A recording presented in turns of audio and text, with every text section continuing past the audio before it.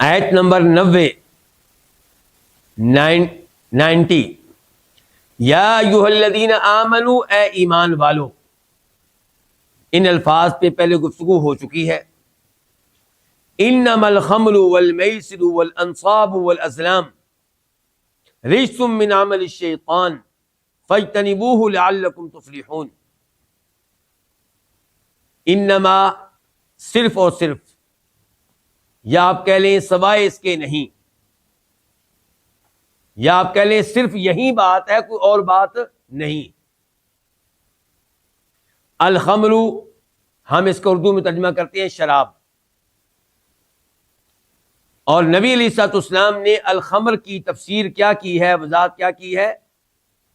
آپ کی حدیث ہے کل مسکر خمر، ہر نشہ آور چیز خمر ہے. اس کا مطلب یہ ہے کہ نشہ آور چیز جو لذت لینے کے لیے، مزہ لینے کے لیے پی جائے، وہ خمر ہے، وہ شراب ہے، وہ جس چیز سے بھی بنے، چاہے وہ گندم سے بنے، چاہے وہ انگوروں سے بنے، چاہے وہ سیب سے بنے، چاہے وہ جو سے بنے، وہ جس چیز سے بھی بنے. یہ وضاحت اس لیے کر رہا ہوں کیونکہ کئی فقہا یہ کہتے ہیں کہ خمر اس کو کہتے ہیں جو کھجوروں سے بنے اور انگوروں سے بنے، بس کسی اور چیز سے بنے تو وہ خمر نہیں ہے. کسی اور چیز سے بنے تو ہم دیکھیں گے اگر نشہ آور ہے تو ہم کہیں گے پینے کی اجازت نہیں ہے. لیکن خمر جو ہے اسی کو کہا جائے گا جو کس سے بنے، کھجوروں سے اور انگوروں سے. تو نبی علیہ السلام نے کیا فرما دیا؟ کل مسکر خمر، ہر نشہ آور چیز کیا ہے؟ خمر ہے.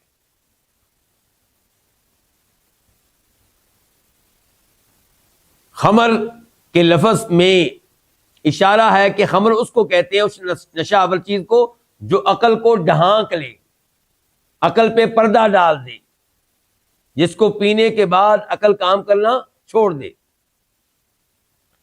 والمیسر، اور جوا. جوا کس کو کہتے ہیں؟ جس چیز میں بھی ہار اور جیت پر شرط لگائی جائے وہ کیا ہے؟ وہ جوا ہے. مثال کے طور پہ لاٹری، پرائز بانڈ، انشورنس، بیمہ، یہ سب چیزیں کیا ہیں؟ یہ جوا ہیں.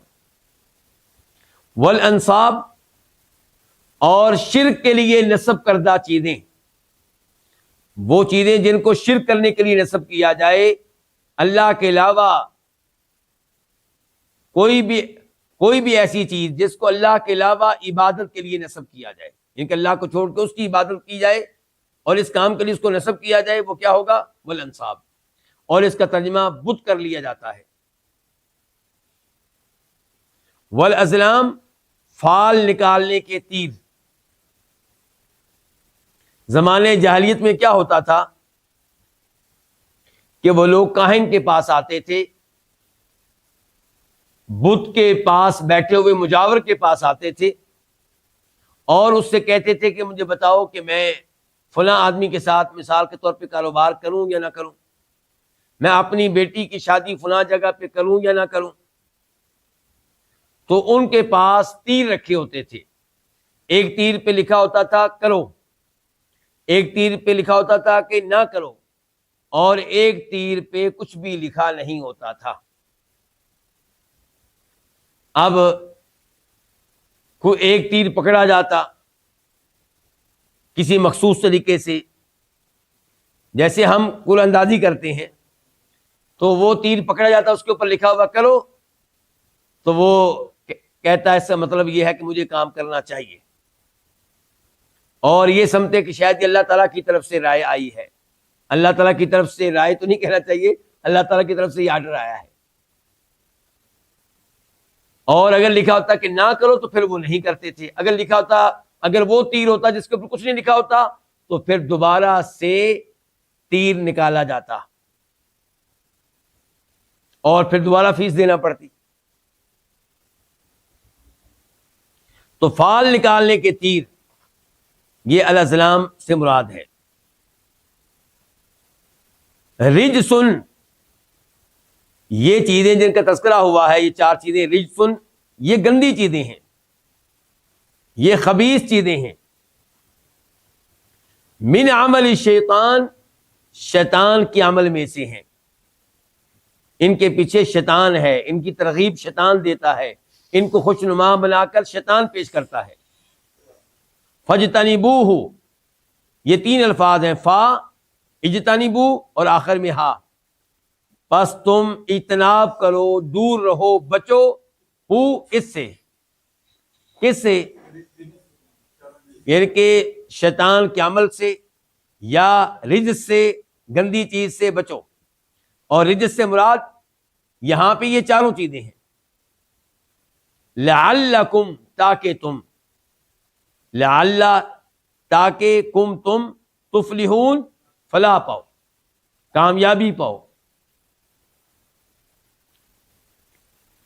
یہ آیت شراب کے حرمت کے سلسلے میں نازل ہونے والے احکام میں سے تیسرا حکم ہے۔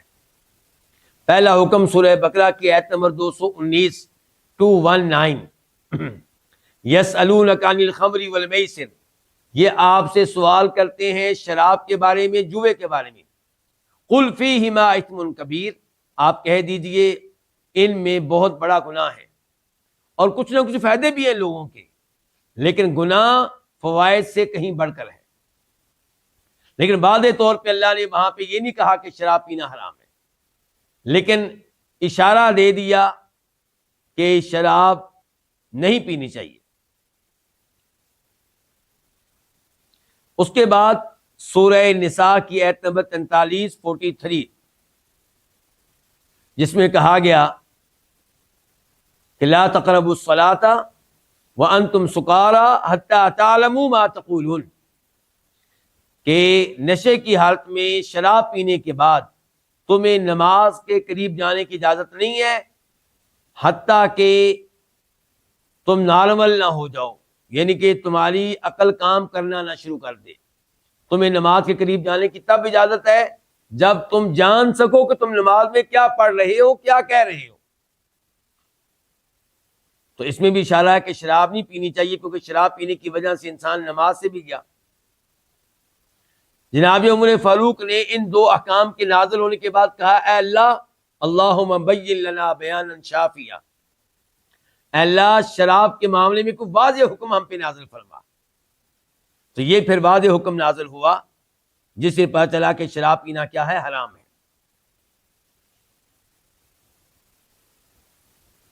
اس آیت کا سبب نزول امام مسلم رحمہ اللہ روایت کرتے ہیں جناب سعد بن ابی وقاص رضی اللہ تعالیٰ عنہ سے کہ مجھے کچھ مہاجرین و انصار نے دعوت دی کہ آؤ ہمارے ساتھ شراب پیتے ہیں، کھانا کھاتے ہیں۔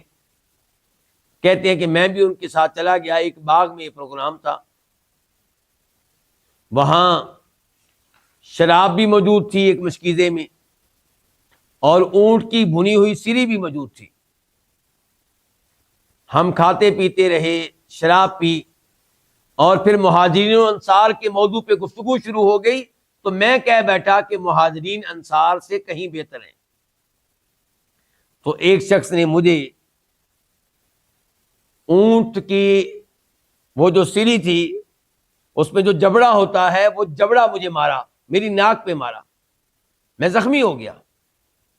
تو میں نبی علیہ الصلوۃ والسلام کے پاس آیا اور یہ واقعہ آپ کے سامنے بیان کیا، تو اللہ تعالیٰ نے یہ آیت نازل کی، یا ایھا الذین آمنوا انما الخمر والمیسر والانصاب والازلام رجس من عمل الشیطان فاجتنبوہ لعلکم تفلحون۔